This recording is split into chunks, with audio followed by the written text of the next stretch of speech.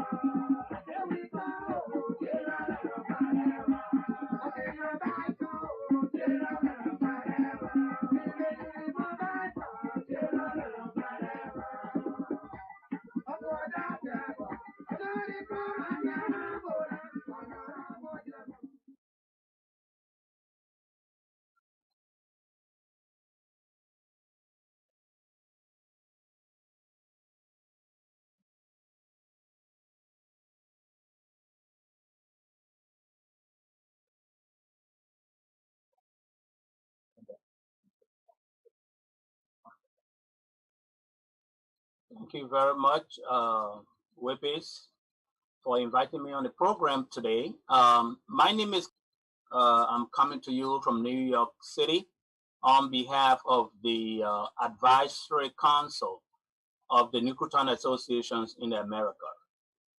So today we are going to address issues relating to updates on our activities on the Advisory Council level in the association.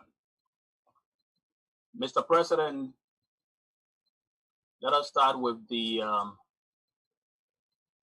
as all of you are tuning in right now, Mr. Thomas T. Wooler, President of NECTA and members of the Executive Committee. Anthony Doyen P. Kofa, chairlady of the chairlady and members of the board of directors, the secretary and members of the honorable members of the advisory council, past leaders and nectar emeritus, fellow members of the Nuclear Association in the Americas, my people, and friends of the borough of New Town. Fellow Newtonians, the Nuclear Association in the Americas, NECTA, has been embroiled in conflict over the past months. The conflict, which has essentially undermined the effective functioning of the association, centered mainly between the executive committee and the board of directors of the association. As a result of the conflict, its impact on our noble organization, the advisory council of the association, upon its constitution, decided to undertake a mediation mission with the aim of restoring peace and harmony to the association. The advisory council initiated its mediation role by transmitting the grievances, that is, presented by the board of directors to the executive committee to obtain the committee's version of events. This process set up a series of meetings between the parties. Based on the deliberations of the parties, the advisory council determined that the two principal factors contributing to the conflict are financial management and constitutional issues. The conflict was, in a way, by the action of the board opening a new account on which the president and the vice president of the association is not signatories. The board, the advisory council, and the parties held several meetings with the view of reaching a consensus and restoring peace to the association. An agreement calling for an amendment of the Constitution, the development of the financial policy, and establishment of positive human relations, with which crafted by the advisory council and presented to the parties. The hope of desiring of the council were that the parties will comply with the agreement in the interest of the association. Fellow members of the Nuclear Association, it is sad to note here that despite the effort of the advisory council and other prominent members of the association and residents of the borough of New Town, the parties did not comply with the agreement, thus continuing the division in the association. On November 15, 2020, the advisory council convened another meeting with the parties, that is, the executive council and the board of directors. During this meeting, it was agreed that in order to move the constitutional amendment process forward, the parties will forward the names of their two representatives to the council by Wednesday, November 18, 2020. It was also agreed that the committee responsible for developing the financial policy will submit a draft of the policy to move alongside the constitutional review process. The November 15 created a glimmer of hope that the conflict was heading towards resolution. However, on Thursday, the advisory board received a communication from the president raising several issues, among which is the decision not to continue participating in further dialogue if the issues of adding his name or signature to the account under the control of the board not accorded the highest priority.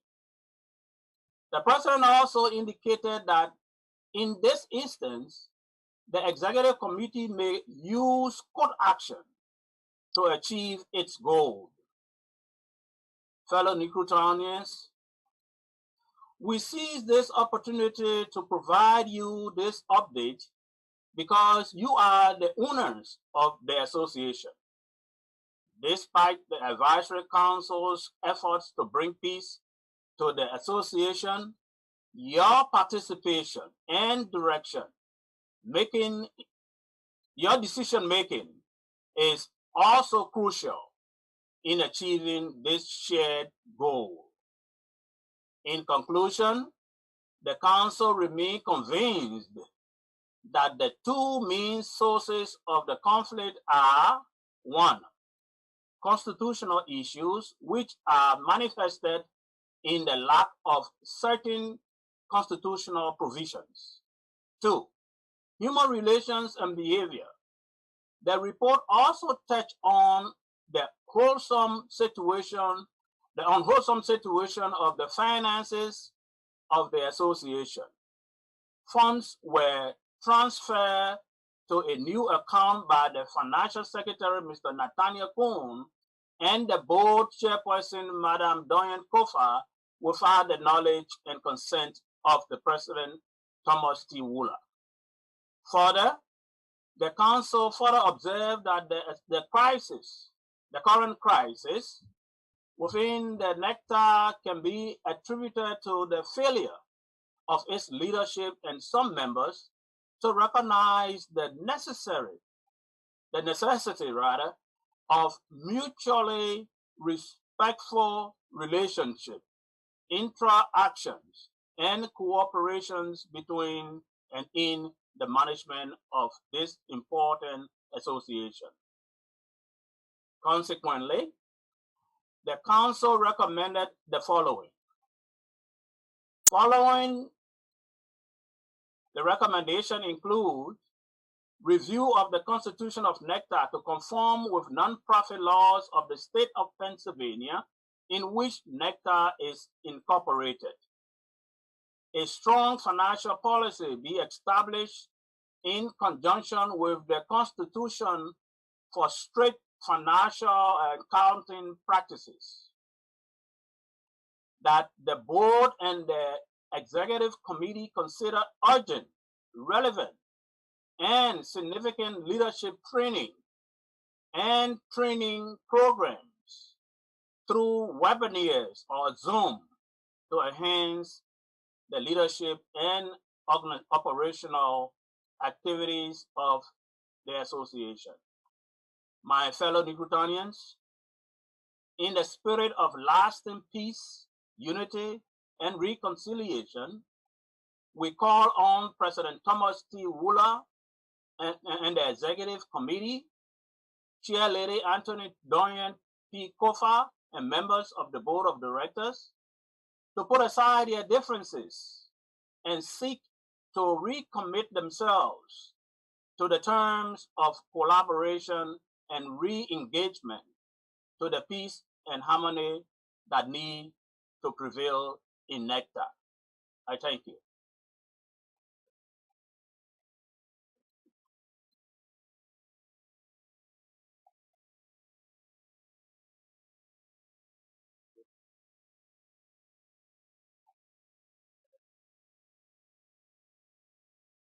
This is just an update to the general NECTA public to know exactly what the advisory council is doing in terms of mediating between the executive council and the board of directors in coming to a peaceful resolution of the crisis that we are faced with.